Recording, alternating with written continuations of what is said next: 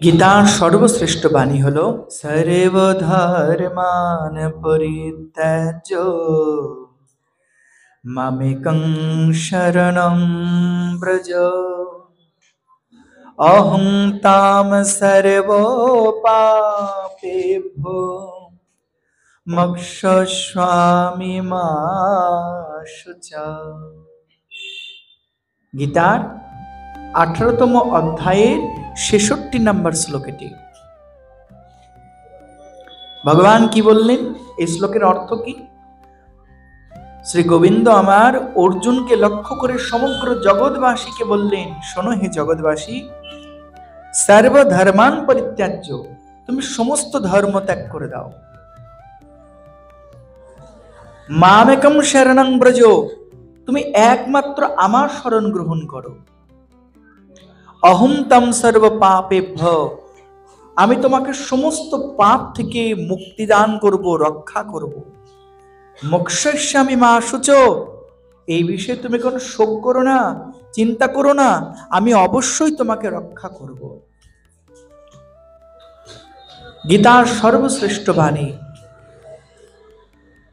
এর অর্থ শরণাগতি। স্বয়ং ভগবান শরণাগতির পাঠ শিক্ষা দিচ্ছেন অর্জুনকে।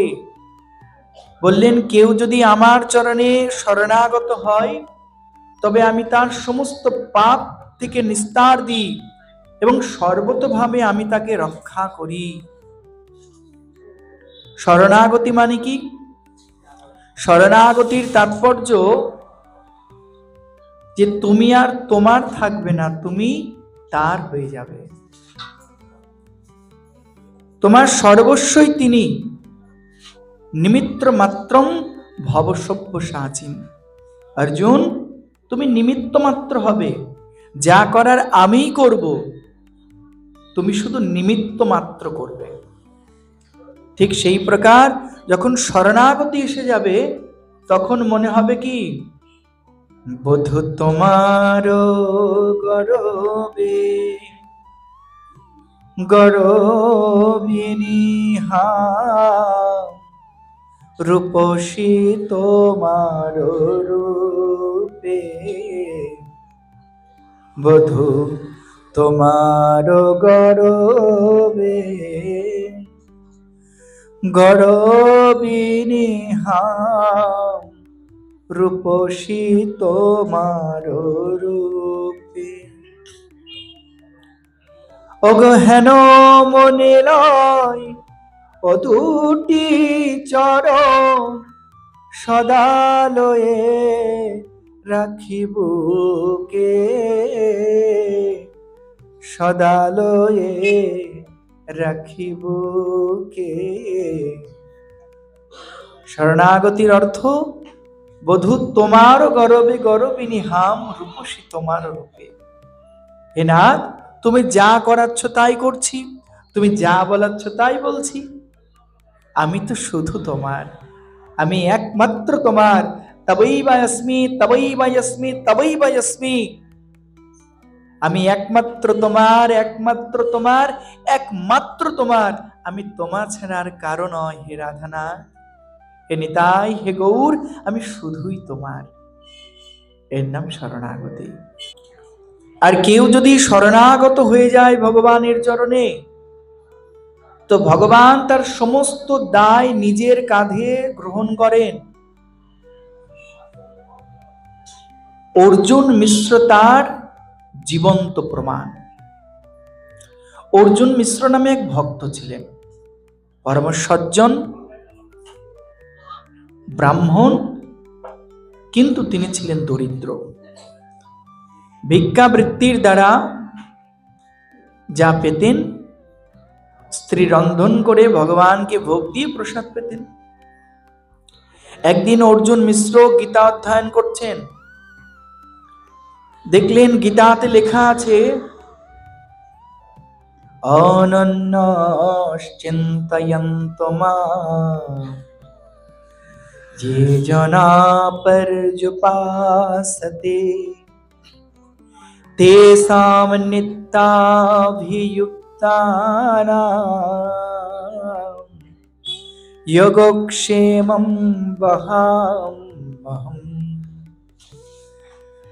ভগবান বলছেন যে অনন্য চিত্ত সহকারে আমার চরণ আশ্রয় গ্রহণ করে, আমি শুধু তার ভার বহন করি না, বহাম্যহম, আমি তার ভার বহন করি, দরকার হলে তার বস্তু আমি ঘরে গিয়ে পৌঁছে দিই তাকে। অর্জুন মিশ্র ভাবছেন এটা কেন হবেন? ভগবান হয়তোবা দদাম্যহম, দান করতে পারেন, ভগবান ভক্তের ঘরে পৌঁছে দেবেন, বহাম্যহম কেন হবে? এখন যেমন মুদ্রণ যন্ত্রণ আছে, ছাপাখানা, ছাপা হয়ে যায়, আগেকার দিনে তো হাতে লেখা হতো পুঁথি। ভাবছেন হয়তোবা পুঁথিতে তাহলে যিনি লিখেছেন তার হয়তোবা লিখতে ভুল হয়েছে, তাই অর্জুন মিশ্র কলম দিয়ে সেই বহাম্যহমটা কেটে দিয়ে সেখানে লিখলেন দদাম্যহম। হঠাৎ স্ত্রী এসে বলছেন, শোনো গো, ঘরে কিছু নেই, তুমি তাড়াতাড়ি ভিক্ষায় যাও, ভিক্ষা করে এনে দিলে তবে রন্ধন করে ঠাকুর সেবা হবে। অর্জুন মিশ্র বেরিয়ে পড়লেন। তিনি তো ভিক্ষায় গেলেন, আজ দাঁড়ে দাঁড়ে ঘুরে কোথাও কোনো ভিক্ষা পায় না, দাঁড়ে দাঁড়ে ঘুরে বেড়াচ্ছেন। স্বয়ং ভগবান অনাদিরাদি শ্রী গোবিন্দ আমার দাদা বলরামকে সঙ্গে নিয়ে এই 7-8 বছরের বালকের রূপ ধারণ করে দুজন মাথায় বড় বড় বোঝা নিয়ে আজ অর্জুন মিশ্রের দ্বারে এসেছেন। মা, মাগো। অর্জুন মিশ্রের স্ত্রী ঘর থেকে বেরিয়ে এসেছেন। কে রে বাবা তোরা, এত মধুর বাণী তোদের, মা তাড়াতাড়ি মাথা থেকে নামাও। আরে বাবা, এত বড় বোঝা, তোরা এত বাচ্চা, তোদের মাথায় কে তুলে দিয়েছে? তাড়াতাড়ি মা ধরে মাটিতে নামায়। কে আর দেবে মা? তোমার স্বামী অর্জুন মিশ্র আজ এত কিছু কোথায় পেল? আজকে রাজার বাড়িতে পূজা করতে গেছিল, রাজা প্রসন্ন হয়ে এত কিছু দিয়েছেন, চাল ডাল সবজি সমস্ত দিয়েছেন, রাখো রাখো মা। এখন হঠাৎ মা দেখছেন ওই বাচ্চার পিঠে কালো রঙের একটা বাচ্চা আর সাদা রঙের একটা বাচ্চা। কালো রঙের বাচ্চার পিঠে দেখছি একটা কাটা দাগ, রক্ত পড়ছে। আরে বেটা, তোর পিঠে কাটা দাগ কেন? কি আর বলবো মা, আমরা বাচ্চা, এত বড় বোঝা মাথায় তুলতে পারি না, বহন করতে পারি না, তাই তোমার স্বামী অর্জুন মিশ্র প্রহার করেছে। কি, যে কিনা জীবনে একটা পিঁপড়েকে পর্যন্ত মারে না, সে কিনা তোদের এমন কোমল শরীরে আঘাত করলো? এত নির্দয় হয়ে গেছে সে আজ, আজ এত অনেক কিছু পেয়েছে বলে কি এমন করলো? ঠিক আছে, আজ বাড়িতে আসো বেটা, তোরা বস, আমি রান্না করি, তোরা প্রসাদ পেয়ে যাবি। ছোট্ট দুই বাচ্চা রূপে সাক্ষাৎ শ্রী ভগবান গোবিন্দ সুন্দর বলরাম দাদা বলে, না গো মা, আমাদের এই রকম বোঝা নিয়ে আবার কত দাঁড়ে যেতে হবে, তাই বসতে পারবো না। তারা চলে গেল। এদিকে দুপুর গড়িয়ে বিকাল হয়ে যায়, ভিক্ষা না পেয়ে একটি বৃক্ষের তলায় বসেছেন, সেখানেই প্রায় শয়ন করে গেছেন। ঘুম ভাঙলো কখন? সন্ধ্যা সমাগত। তাড়াতাড়ি বাড়ির দিকে ছুটছেন। এদিকেতে সমস্ত কিছু রান্না করে ভোগ লাগিয়ে বসে আছেন স্ত্রী। যেই না স্বামী এসেছেন, কি গো আজ এত দেরি হলো? আজ কোনো ভিক্ষা পাইনি গো। বলো কি, আজ তুমি কত ভিক্ষা পেয়েছো? রাজার বাড়ি থেকে তোমাকে দিয়েছি উপঢৌকন। সে কি বলছো? আমি তো রাজার বাড়ি যাইনি, তো উপঢৌকন কি করে আসবে? কেন, তুমি দুটো বাচ্চার মাথায় বড় বড় বোঝা পাঠাওনি? বাচ্চা বড় বোঝা, কি বলছো তুমি? সমস্ত ঘটনা বলো তো। অর্জুন মিশ্র স্ত্রীর মুখে সমস্ত ঘটনা শুনলেন। এটাও শুনলেন সেই বাচ্চার পিঠে ছিল কাটা দাগ, রক্ত ঝরছিল। হঠাৎ অর্জুন মিশ্রের মনে পড়ল, তাই তো আজ সকালেই যখন আমি গীতা পাঠ করছিলাম, তখন গীতার বাহাম্মহম শব্দটি কেটে দিয়ে সেখানে আমি দদাম্মহম রেখেছিলাম। স্বয়ং ভগবান গীতাতে বলছেন, গীতা মে হৃদয়ং পার্থ, এ পার্থ, এ অর্জুন, গীতা আমার হৃদয়। আর গীতার উপর দাগ কাটা মানে কি স্বয়ং ভগবানের অঙ্গে দাগ কাটা। বুঝতে পারলেন কোথায় ভুল করেছে। আজ অর্জুন মিশ্র রোদন করছেন, ওগো, যাকে আমরা নিত্য এত সেবা করি সেই ভগবান আমাদের দাঁড়িয়ে এলেন আর তুমি তাকে ধরতে পারলে না।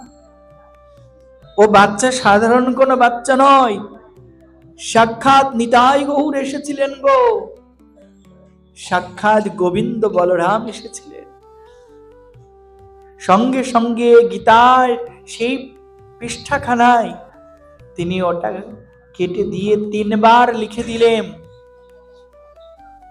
বহাম্মহম বহাম্মহম বহাম্মহম।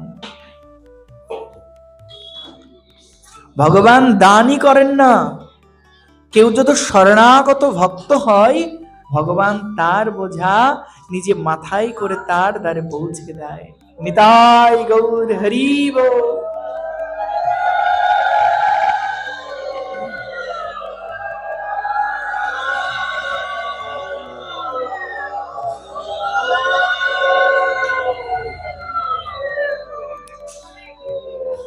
তাই গীতার সর্বশ্রেষ্ঠ বাণী হলো ভগবানের চরণে শরণাগতি লাভ।